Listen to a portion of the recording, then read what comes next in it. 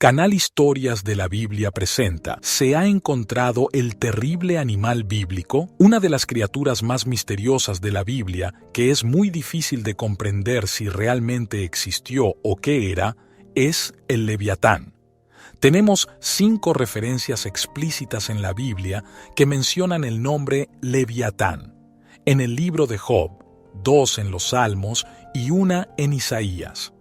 Es importante comprender que existen algunas aparentes contradicciones cuando se observan los versículos que hablan sobre Leviatán. Por otro lado, en el libro de Génesis, en el 5º día de la creación, está escrito que Dios creó a los Taninim enormes. ¿Quiénes son estos Taninim enormes que luego desaparecen de la Biblia? Según la mayoría de los comentaristas, estos Taninim son precisamente el Leviatán. Sé que en tu Biblia en portugués no está escrito Taninim, pero estamos aprendiendo del original en hebreo bíblico. Los Taninim, dicen los comentaristas, y el Leviatán en realidad son lo mismo. Dios creó 2 Taninim muy grandes, y observa que no hay ninguna otra creación en la que se escriba que había algo tan grande, hasta el punto de que Dios, de hecho, los retiraría de su obra. Y en un rato veremos por qué. Pero es interesante entonces, hubo una creación física del Leviatán. Ya en el 5º día, y ya te estoy revelando que esta creación física tendrá una razón para desaparecer. Ahora vayamos al libro de Job. Dios va a mostrar su gran poder a Job. Le dice lo siguiente: ¿puedes tomar una caña de pescar y capturar al Leviatán? Por supuesto que no. ¿Por qué no? Porque la descripción del Leviatán en el libro de Job es algo aterrador. Mira algunas de las expresiones que están en el libro de Job. Si pones tu mano en él, la lucha quedará en tu memoria. Así revela Dios a Job. Y nunca más volverás a hacerlo. Esperar vencerlo es una ilusión. Es imposible vencer a este Leviatán.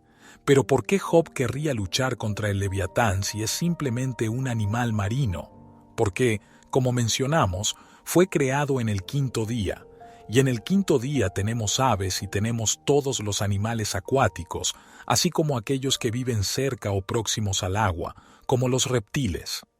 Vemos aquí que Job luchará contra algo tan poderoso y gigantesco, pero en la continuación de Job, la descripción se vuelve mucho peor. ¿Quién se atrevería a abrir la boca del Leviatán que está rodeada de dientes temibles? Sus espaldas tienen filas de escudos firmemente unidos, cada uno tan cerca del otro que ni el aire pasa entre ellos. Una criatura de poder gigantesco. Sus fuertes soplos arrojan destellos de luz, no exactamente de fuego. Sus ojos son como los rayos del amanecer, con una brillantez que ciega a quienes se encuentran frente a él. De su boca salen tizones y chispas de fuego estallan. Esto ya nos recuerda a un dragón.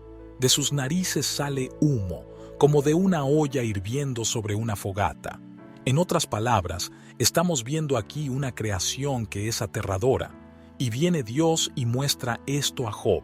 Y al final, Dios muestra su poder y dice: nada en la tierra se le compara, una criatura valiente, refiriéndose al Leviatán, despreciando a todos los altivos, soberano sobre todos los orgullosos. Entonces aquí estamos viendo un poder gigantesco, pero ¿qué tiene que ver un animal marítimo que va a luchar contra los orgullosos? ¿Será que es un animal que tiene alguna conciencia especial? Nunca hemos oído hablar de algo así, ¿verdad? Dios está mostrando que esta es una creación suya. Esta creación ya es tan poderosa que nadie puede ni acercarse a ella. ¿Quién puede ser como Dios, que Él mismo es el creador? Pero entonces vimos una primera descripción muy detallada de este Leviatán. Pero ahora mira lo que está escrito en el libro de los Salmos. En el Salmo 104 aparece lo siguiente: He aquí el mar, inmenso y vasto. En él viven innumerables criaturas, seres vivos, pequeños y grandes. Por él pasan los barcos, y también el Leviatán que formaste para jugar con él. Pero si es una criatura tan terrible, ¿Dios va a jugar con el Leviatán? ¿Qué está pasando? ¿Es bueno? ¿Es malo? ¿Tiene conciencia? ¿No tiene conciencia?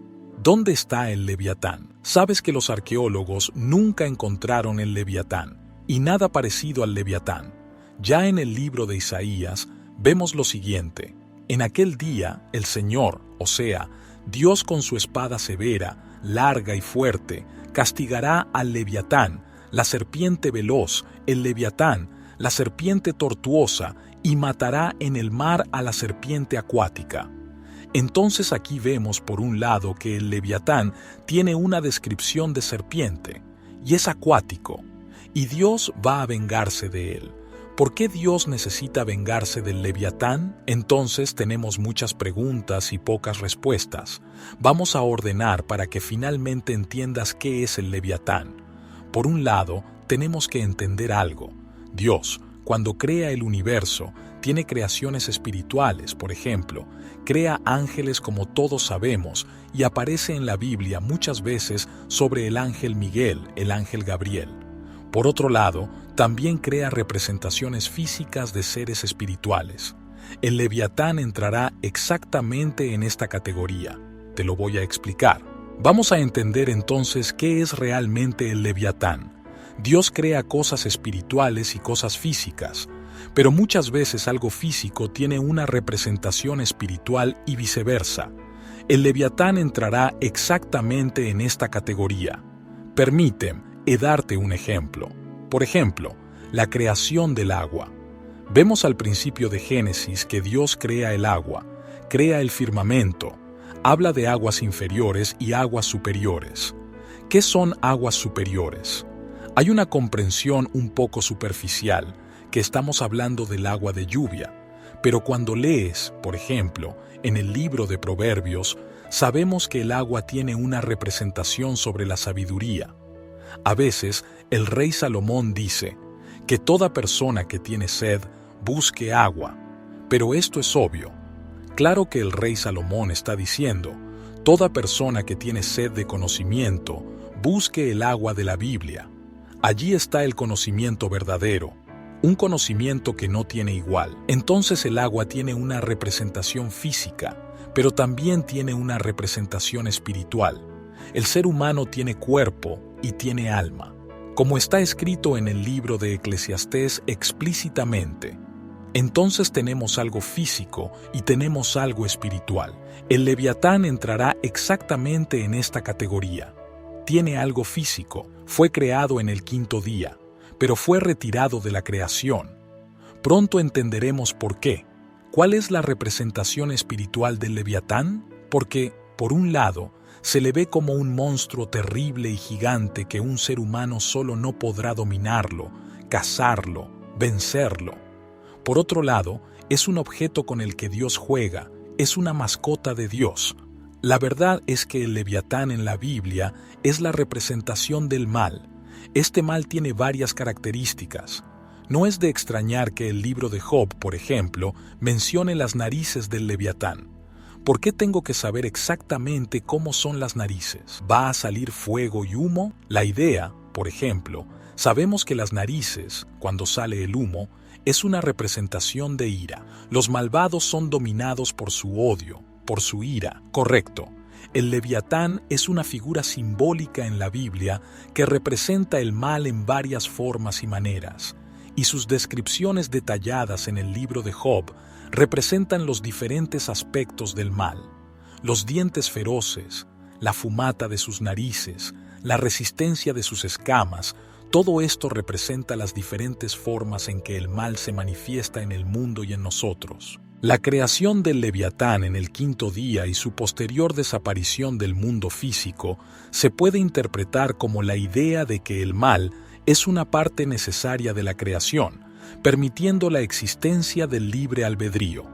Sin la posibilidad de elegir el mal, no habría verdadero libre albedrío, ya que todas las acciones serían intrínsecamente buenas. Sin embargo, el hecho de que el Leviatán sea una creación de Dios no significa que el mal provenga de Dios. La presencia del mal es una consecuencia de la libertad de elección que se le dio a la humanidad. La venganza de Dios contra el Leviatán, como se menciona en el libro de Isaías, puede interpretarse como la promesa de que, Al final de los tiempos, Dios erradicará el mal del mundo y restablecerá la justicia y la paz. La destrucción del Leviatán simboliza la victoria final de Dios sobre el mal y la restauración del orden divino. En resumen, el Leviatán es una representación simbólica del mal en el mundo y en nosotros mismos. Sus características feroces y temibles describen las múltiples manifestaciones del mal.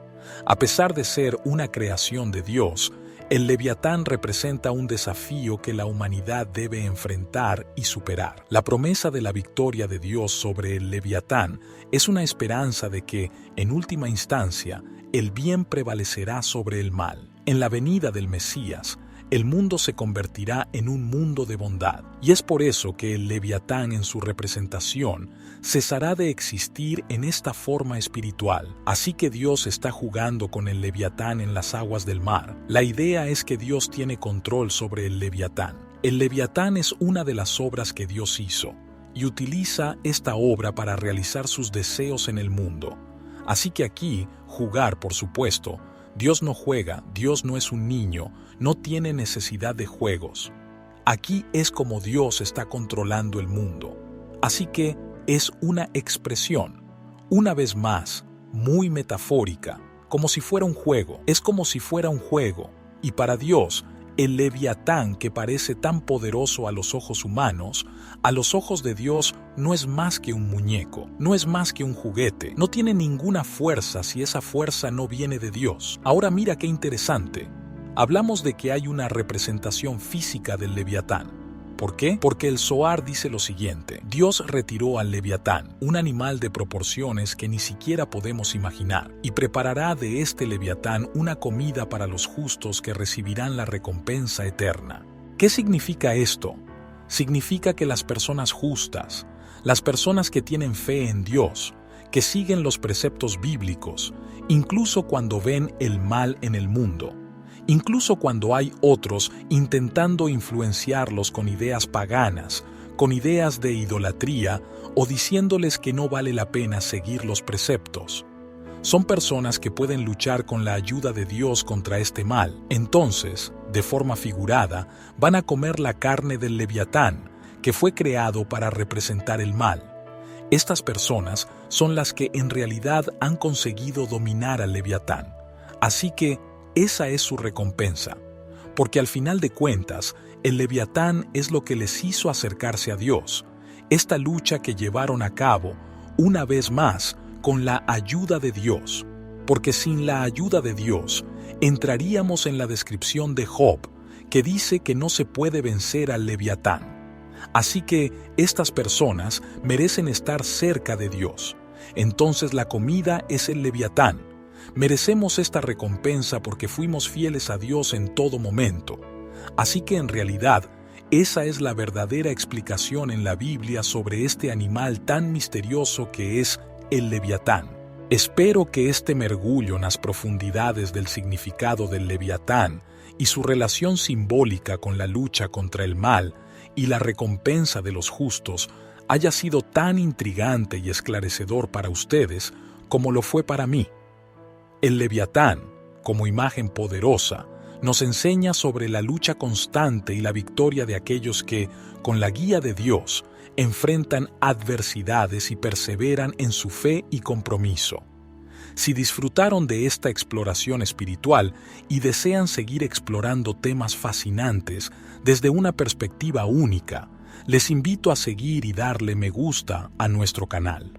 Aquí continuaremos explorando conceptos profundos y misterios de diversas tradiciones y enseñanzas, desvelando tesoros de sabiduría que pueden enriquecer nuestras vidas. Suscríbanse y no se pierdan nuestras futuras conversaciones llenas de significado y reflexión.